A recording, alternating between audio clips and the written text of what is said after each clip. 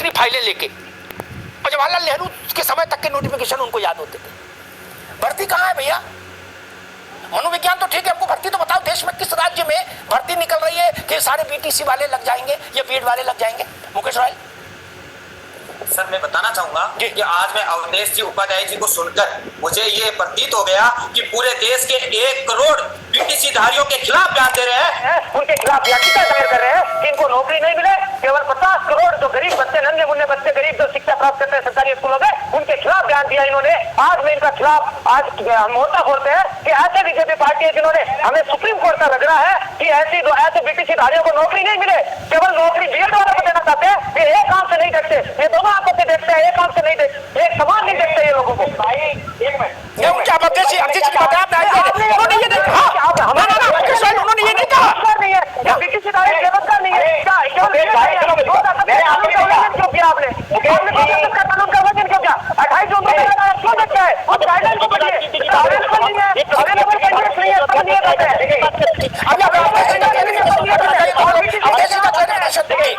पहले तो समझाइए। मैंने इनके लिए नहीं कहा, मैंने कहा जितना बीटीसी वाले हमारे लिए महत्वपूर्ण है उतना ही बीएड वाले भी महत्वपूर्ण है। दोनों ही घर के बच्चे हैं, किसी के साथ अनहित नहीं होना चाहिए, दोनों के साथ हित होना चाहिए। मुकेश जी गलत राह पे जा रहे हैं।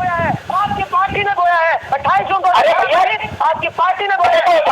अच्छा सुनो, मुकेश जी जवाब दीजिए।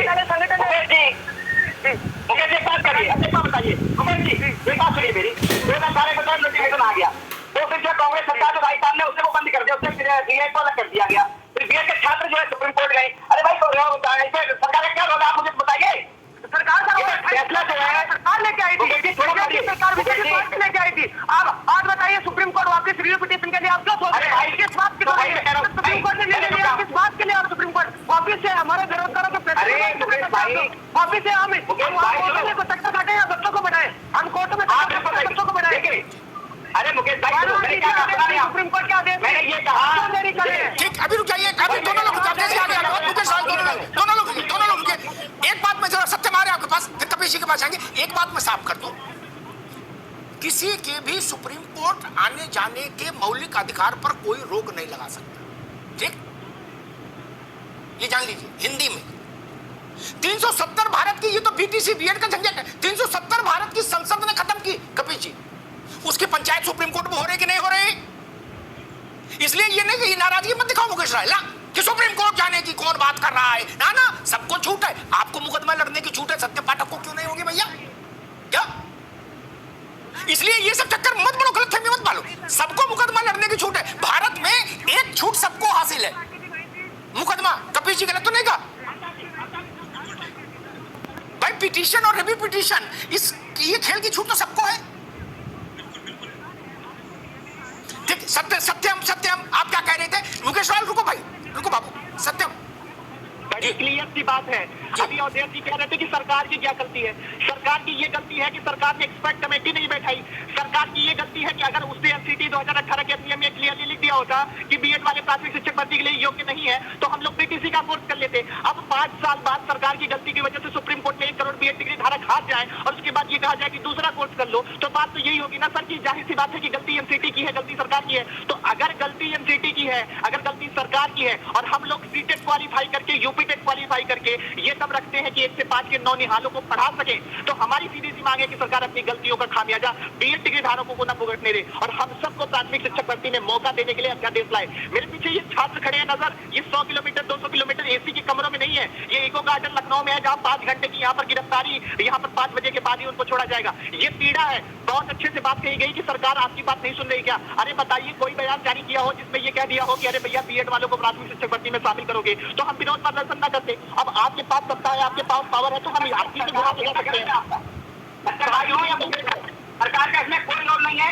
सत्यम रुकिए, मैं एक प्रश्न लेके एक मिनट अवधेश जी, एक मिनट रुकिए। Kapil ji, apart from party politics is quite okay, लेकिन पार्टी पॉलिटिक्स कई बार बहुत गंदी हो जाती है, उसमें बहुत तुम्हें मैं उसमें नहीं पढ़ना चाहता, माफ करिए। मैंने शिक्षा मित्रों के केस को फॉलो किया from the day one, right from Kalyan Singh ji to Akhilesh Yadav, जब तक उनका समापन नहीं हो गया नौकरी का। ठीक, कोर्ट ने उसमें ये नहीं कहा था कि जो शिक्षा मित्र बने इनका चेहरा हमें पसंद नहीं, इनके कपड़े पसंद नहीं, ये नहीं कहा था। क्या ये भी नहीं कहा था इनकी जो डिग्री है मार्कशीट है फर्जी, ये भी नहीं बोला था। उसने कहा सरकार ने जो प्रक्रिया अपनाई, जो नियमावली बनाई, वो फॉल्टी है, इसलिए हम इनको विदा कर रहे हैं। क्या नियमावली किसने बनाई? शासन ने। प्रक्रिया गलत किसने फॉलो की? शासन ने। और विदा कौन हुआ? हमारे घर का लड़का। सरकार किसी की नहीं। वही बात आज हो रहा है। नोटिफिकेशन कौन लाया? 10 में लाए तो भी सरकार लाई, 18 में लाए तो भी, और 24 में लाए, 23 में लाएंगे तो भी सरकार लाएगी। हमारे आपकी लिखनी से तो होगा नहीं। प्रक्रिया गलत किसने फॉलो की? सुप्रीम कोर्ट ने अपनी जजमेंट में कहा है कि इसमें प्रक्रियागत दोष भी है। आप तो वकील हो कपिल जी, लम्हों ने खता की है, सदियों ने सजा पाई। सरकारें निकल गई, बाबू रिटायर हो गए, मौज ले रहे हैं, लड़के सड़क पर लड़ रहे हैं। कपिल जी ये कब तक चलेगा भाई? मैं आपकी इस बात से सहमत हूं, और इन बच्चों की कोई गलती नहीं, ना बीएड वालों की ना बीटीसी वालों। सरासर हमारी सरकारें इसके लिए गलत रही, और प्रशासनिक विवेक जो हमारे इस्तेमाल होते रहे, जो IAS BCS इनके द्वारा बनाई गई नीति और रिव्यू ना होना इनका। हम एक बात ये कह रहे हैं कि मंशा सरकार की सबसे पहले क्या होनी चाहिए कि हम अपने देश, हम अपने प्रदेश के बच्चों को नौकरी दे सकें, उसके लिए रास्ता निकालना चाहिए। नौकरी देना बड़ी बात है। ये अगर आपके अंदर क्षमता होगी तो कुछ गलतियां अगर हुई होंगी तो उनकी सुधार करके फिर उनको दिया जा सकता है। देखिए मैं क्यों कहना चाहता हूँ इसको कि विषय विशेषज्ञ नाम से भी, क्योंकि आप शिक्षा से बहुत जुड़े हुए हैं, और इसलिए मैं आपसे कह रहा हूँ कि विषय विशेषज्ञ को भी जो है कंफर्म किया गया, वो भी LT गेट टीचर की बराबर नौकरी कर रहे हैं और सरकारी संस्था में है, सरकारी नौकरी में है और अच्छा पढ़ा रहे हैं। ऐसा नहीं है कि वो गलत पढ़ा रहे हैं। हम ये बात कह रहे हैं, शिक्षा मित्र को आपने 3000 से 10,000 कर दिया, आपने कॉम्पिटेंट नहीं मानते हुए फिर 10,000 क्यों किया? अगर वो कॉम्पिटेंट नहीं थे या तो हटा देना चाहिए था। अगर कॉम्पिटेंट है तो एक ही काम के लिए 2 समानांतर वेतन क्यों दे रहे हैं? आप अलग अलग वेतन क्यों दे रहे हैं? ये बहुत बड़ा प्रश्न है, और ये प्रश्न एक न्यायिक विवेक भी मेरा पूछ रहा है कि ऐसा आखिर क्यों? इसका समाधान होना चाहिए।